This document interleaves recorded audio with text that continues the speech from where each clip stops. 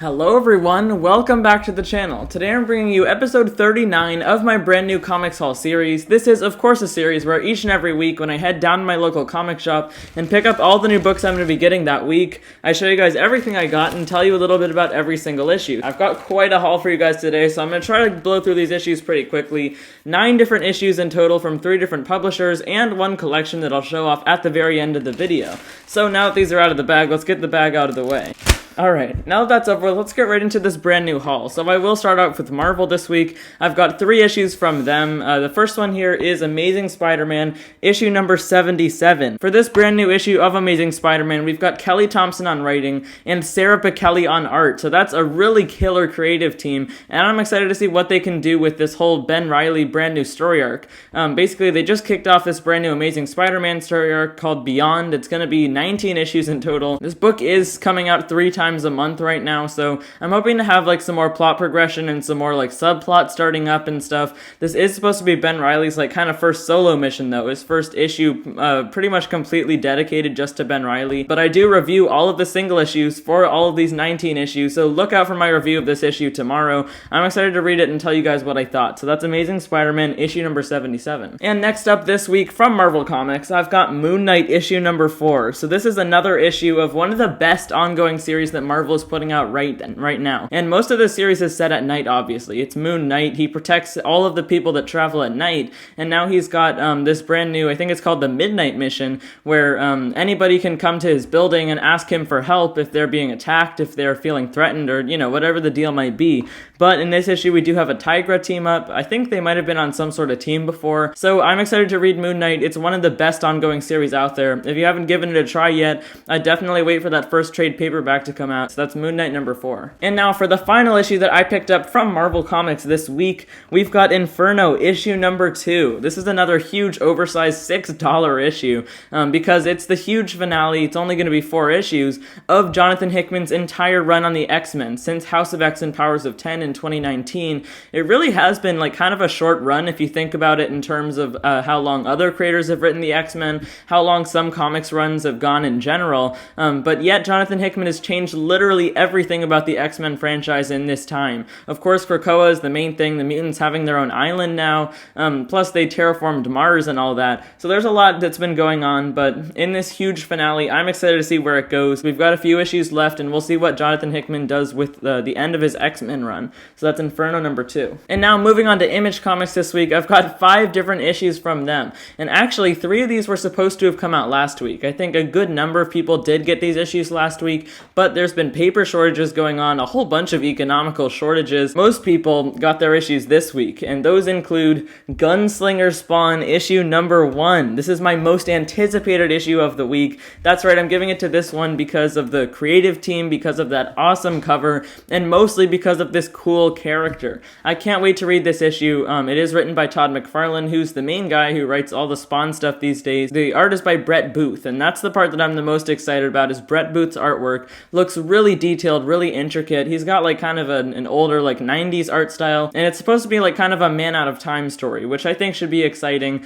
Basically, this Gunslinger Spawn is obviously from like some old West United States time. I'm not sure exactly when, maybe the 1800s or something like that. And now he's been sucked to the future through that time warp that Spawn created. Gunslinger Spawn issue number 1, my most anticipated issue of the week. And now moving on from Image Comics, I've actually got all 3 current Spawn's Universe titles releasing this week. So the next one that I've got here is King Spawn issue number 3, this ongoing series that recently kicked off, and this is just the companion series to the main Spawn ongoing, which I'll get to in a second. I've actually liked it a lot. I've heard this has some pretty mixed reviews so far. I like the premise a lot. I do like the writing a lot because it feels like kind of a fresh take after Todd McFarlane's like, you know, kind of old writing style that he's been using in recent issues of Spawn with like the descriptive caption bubbles explaining what Spawn's doing and stuff. This is definitely a different type of Spawn series, which is totally what you want from like a second series for one character, right? So really interesting so far. I recommend this no matter what other people say. That's King Spawn issue number 3. And to complete this little 3-issue Spawn haul that I've got today,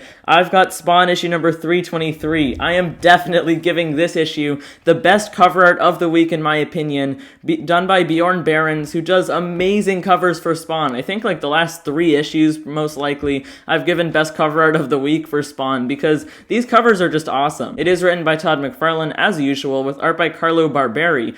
And I don't really know what to expect from this series moving forward. I mean, it is Spawn's universe. We're in the middle of that right now.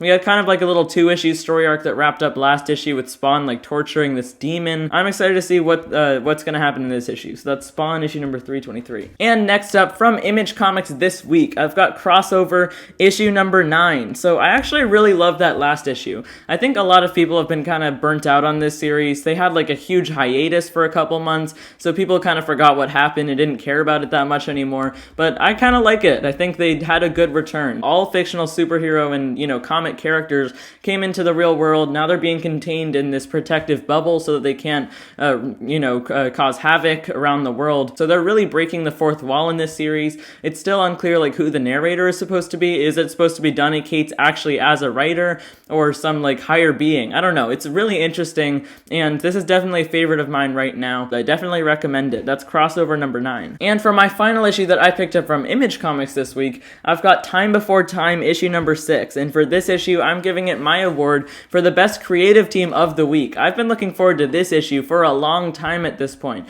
This is just a one-off story, but what makes it special for me is that it's drawn by Declan Shalvey. Usually it has art by Tom Palmer, which I've liked the art okay for the most part. I think it does flow really nicely with the story, but it is kind of a simplistic art style. As this series continues, I think this issue is supposed to deal with Oscar, who is Tatsuo's best friend, Tatsuo being the main character, and they're both working for this syndicate, which can send people into the past, into the future. They've cracked time travel because in the future the world is a really bad place. I hope that this series continues to be published. I think they've got a lot of story yet to be told, so hopefully they're selling enough copies to continue for a few more story arcs. That's Time Before Time issue number 6, best creative team of the week in my opinion. And now for the final single issue comic that I picked up this week. What a big haul. This is the 9th issue, Unborn issue number 2. So I wasn't actually planning on getting this. I thought that Primordial would be the last issue of this haul, but it turns out that that issue got pushed back to next week, so I thought, why not fill in that space? I really liked the first issue, and I saw this on the stands. It's like basically a mix of like Power Rangers, it's these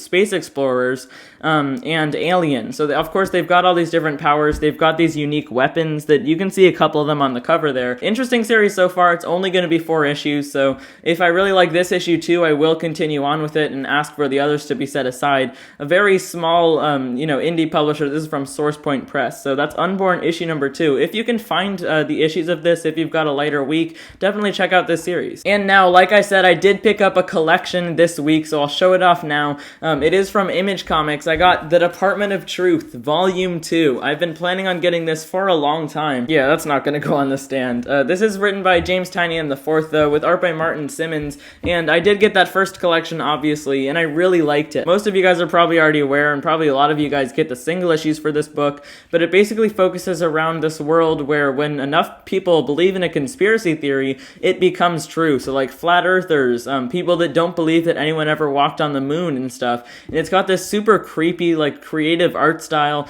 with like these text bubbles and stuff. Really, really interesting. And the Department of Truth are the people who try to stop these conspiracy theories from coming true. So I can't wait to get into it.